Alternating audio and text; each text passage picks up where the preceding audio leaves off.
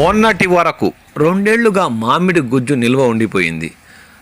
అంతర్జాతీయంగా డిమాండ్ లేదు. ప్రభుత్వం ప్రకటించినట్లు కిలోకు 8 రూపాయలు ఇవ్వలేం. ఈ సీజన్లో అధికారులు మంత్రుల సమావేశంలో మామిడి గుజ్జు పరిశ్రమలు చెప్పిన మాటలు ఇవి.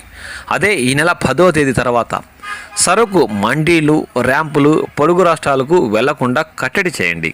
ప్రభుత్వం చెప్పినట్లు కిలోకు 7 రూపాయల నుండి 8 రూపాయలు చెందుకు మేము సిద్ధమే. గుజ్జు పరిశ్రమల యాజమాన్యాల వైఖరిలో హఠాత్తుగా వచ్చిన మార్పు ఇది. ప్రస్తుతం తిరుపతి జిల్లాలో తోతాపూరి మామిడి పరిశ్రమలకు రావడం లేదు. దామల్ చెరువులో రోజుకు 1-2 ట్రాక్టర్లే వస్తున్నాయి. చిత్తూరు జిల్లాలో గతంలో పోలిస్తే తగ్గాయి. ర్యాంపుల వద్ద కిలోకు 7.5 రూపాయల నుండి 8 వరకు కొనుగోలు చేస్తున్నారు. తమిళనాడు, ఉత్తర రాష్ట్రాలకు అవి పంపిస్తున్నారు. దీంతో సరుకు తరలిపోతుందన్న భయంతో సర్కార్ నిర్దేశించిన ధర చెల్లిస్తామని, సరుకు తమకే పంపండంటూ పరిశ్రమలు ఇప్పుడు అధికారులను కోరుతున్నాయి.